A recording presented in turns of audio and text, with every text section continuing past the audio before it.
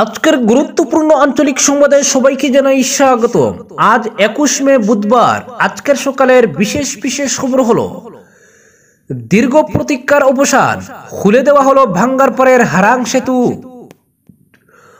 উপত্যকার 3 জেলার জীবনরেখায় 2 মাসের বিপর্যয়, আজ থেকে বন্ধ গেমন সেতু। বিকল্প রুট কালাইন শিলচর, 40 টনের অধিক মালবাহী গাড়ি নিষিদ্ধ। হাইলাকান্দিতে 3 মাসের চাল বরাদ্দ। সীমান্ত জেলা শ্রীভূমির রাজনীতিতে নতুন বিস্ফোরণ, বরাক উপত্যকায় কংগ্রেসের অভ্যন্তরীণ গন্ধগোকুল এবার প্রকাশ্যে। শ্রীভূমি কংগ্রেসের টিকিট বাণিজ্যের বিস্ফোরণ, শামীম চৌধুরীর বিরুদ্ধে পুলিশের দ্বারস্থ হচ্ছেন আসান চৌধুরী। হাইলাকান্দিতে উচ্চাকাঙ্ক্ষী জেলার প্রকল্প বাস্তবায়নে সন্তোষ কেন্দ্রীয় প্রতিমন্ত্রীর। এবং সর্বশেষ খবরটি হলো, পঞ্চায়েত প্রধানের চেয়ার দখলে সরগরম গ্রাম বরাকের রাজনীতি, তেজি হচ্ছে হর্স ট্রেডিং মার্কেট। এবারে শুনুন বিস্তারিত খবর। হাইলাকান্দির সরবরাহ বিভাগের অ্যাসিস্ট্যান্ট ডিরেক্টর এক বিজ্ঞপ্তিতে জেলায় আগামী 3 মাসের বিনামূল্যের চাল বরাদ্দ করা হয়েছে বলে জানিয়েছেন। জেলার রেশন কার্ড প্রাপকদেরকে আগামী জুন মাসের 1 তারিখ থেকে 10 তারিখের মধ্যে তাদের নিজ নিজ রেশন দোকান থেকে জুন, জুলাই, আগস্ট মাসের চাল ইপোস মেশিনের মাধ্যমে সংগ্রহ করতে ওই বিজ্ঞপ্তিতে অনুরোধ জানানো হয়েছে। উল্লেখ্য, অন্তোদয়া অন্ন সুরক্ষা যোজনায় কার্ড প্রতি 35 কিলোগ্রাম করে চাল এবং প্রায়োরিটি হাউসহোল্ড কার্ডে মাথাপিছু 5 কিলোগ্রাম করে চাল বিনামূল্যে বন্টন করা হবে।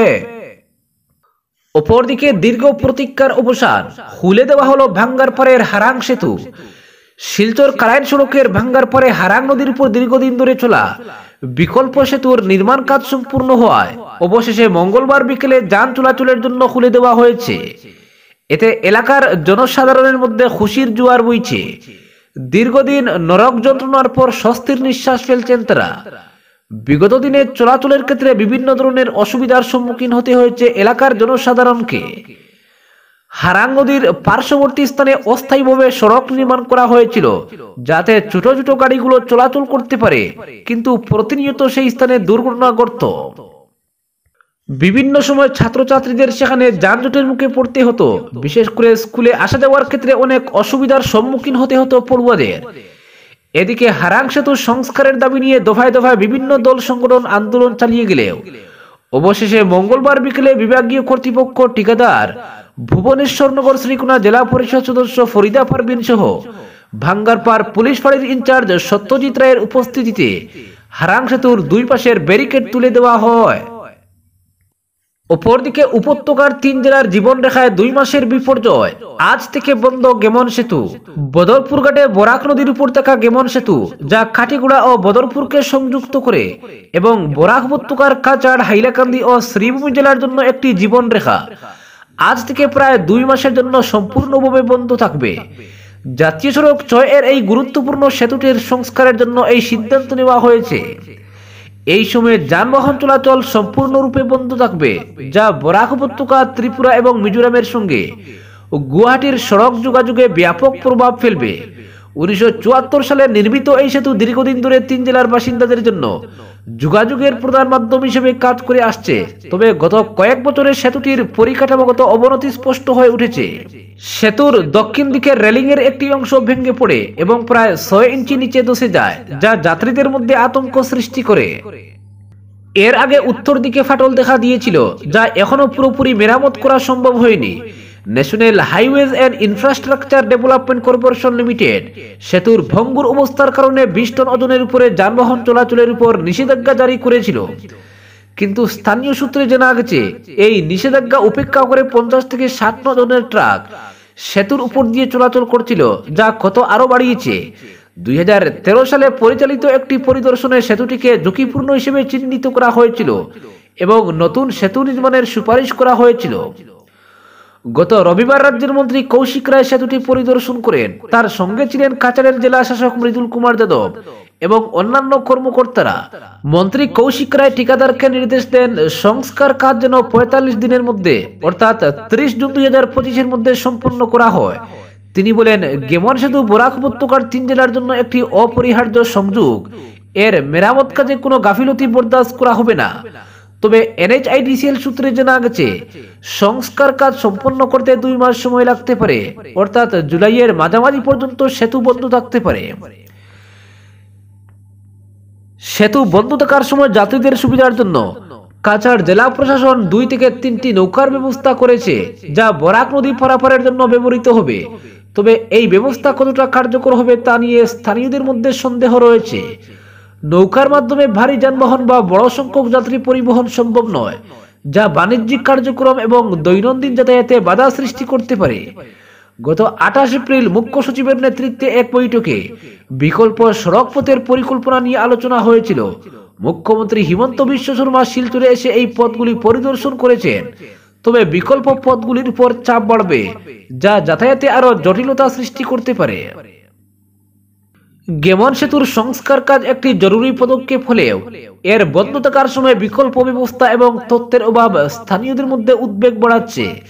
মন্ত্রী কৌশিক রায় এবং জেলা শাসক মৃদুল কুমার যাদবের তত্ত্বাবধানে সংস্কার কাজ যথাসময়ে সম্পন্ন হলে বরাক উপত্যকার যোগাযোগ ব্যবস্থায় স্বস্তি ফিরবে। তবে আগামী 2 মাস বরাক উপত্যকার 3 জেলার বাসিন্দাদের জন্য একটি বড় চ্যালেঞ্জ হতে চলেছে। বদরপুর ঘাটের অন্যতম গুরুত্বপূর্ণ সংযোগ পথ গেমন সেতু আজ থেকে সাময়িকভাবে যান চলাচলের জন্য বন্ধ ঘোষণা করা হয়েছে। ব্রিজটির দীর্ঘমেয়াদী স্থায়িত্ব ও যাত্রীদের নিরাপত্তা নিশ্চিত করার উদ্দেশ্যে পূর্ণাঙ্গ মেরামতি ও পুনরায় মজবুতিকরণের কাজ শুরু হচ্ছে বলে জানিয়েছে প্রশাসন। এই সিদ্ধান্তের ফলে বরাক উপত্যকা ও পার্শ্ববর্তী এলাকার যাত্রী ও পরিবহন কর্মীদের উপর প্রভাব পড়বে বলে মনে করা হচ্ছে। এই সেতু বন্ধ থাকার কারণে শ্রীভূমি, হাইলাকান্দি এবং অন্যান্য রাজ্যগামী সমস্ত যানবাহন কালাইন শিলচর সড়ক দিয়ে চলাচল করবে। এই বিকল্প রুটের মাধ্যমে চলাচল নিশ্চিত করার জন্য যথাযথ ব্যবস্থা নেওয়া হয়েছে। যদিও পথটির স্থিতিশীলতা রক্ষার্থে কিছু গুরুত্বপূর্ণ নিষেধাজ্ঞা আরোপ করা হয়েছে। বিশেষ করে কালাইন শিলচর সড়কে 40 টনের বেশি লোডযুক্ত মালবাহী যানবাহনের চলাচল সম্পূর্ণরূপে নিষিদ্ধ করা হয়েছে। এই নির্দেশনা অবিলম্বে কার্যকর হচ্ছে এবং পরবর্তী নির্দেশ না দেওয়া পর্যন্ত তা বলবৎ থাকবে।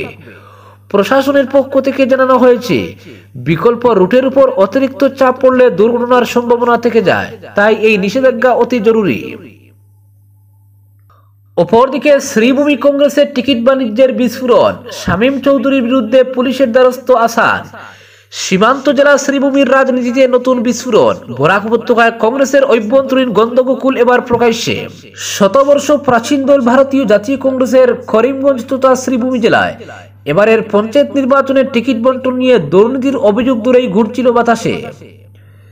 তবে এবার সেই অভিযোগ পেল তথ্য প্রমাণের ছোঁয়া, সঙ্গে আইনি রূপ। প্রাক্তন জেলা কংগ্রেস সাধারণ সম্পাদক বজলুল হক চৌধুরী আসান সদর থানায় মামলা দায়ের করেছেন প্রদেশ কংগ্রেসের সাধারণ সম্পাদক তথা প্রভাবশালী নেতা আমিনুর রশিদ চৌধুরী ওরফে শামীমের বিরুদ্ধে। মামলা অনুযায়ী কংগ্রেস টিকিটের জন্য বিপুল অঙ্কের টাকা নেওয়া এবং সেই প্রতিশ্রুতি ভঙ্গ করে টিকিট বিক্রির গুরুতর অভিযোগ উঠেছে শামীমের বিরুদ্ধে। গোটা ঘটনার সূত্রপাত এক ভাইরাল ভিডিও ঘিরে। শ্রীমন্ত কানিশাইল বাসাইল জেলা পরিষদ আসনের কংগ্রেস নেতা সেলিম উদ্দিন টিকিট বঞ্চিত হয়ে ভিডিওর মাধ্যমে দলের শীর্ষ নেতৃত্বের বিরুদ্ধে টাকার বিনিময়ে টিকিট দেওয়ার অভিযোগ আনেন।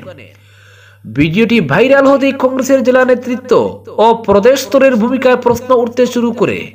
সেলিম উদ্দিনের দাবি, শ্রীভূমি জেলা কংগ্রেস সভাপতি রজত চক্রবর্তী ও প্রদেশ কংগ্রেস সাধারণ সম্পাদক শামীমের নেতৃত্বেই টিকিট বিক্রির এক সংঘবদ্ধ চক্র গড়ে উঠেছে। ভিডিওতে দলের অভ্যন্তরীণ টিকিট বন্টন প্রক্রিয়ায় নানা অনিয়ম, অযোগ্য প্রার্থীদের দলীয় মনোনয়ন এবং যোগ্যদের বঞ্চনার চিত্র ফুটে ওঠে।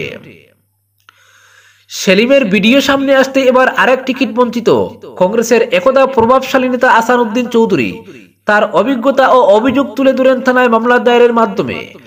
মামলার বিবরণ অনুযায়ী করিমগঞ্জ জেলার লক্ষ্মীবাজার জেলা পরিষদ আসনে তার আত্মীয় আমিনা বেগম কংগ্রেসের প্রার্থী হওয়ার ইচ্ছা প্রকাশ করেন।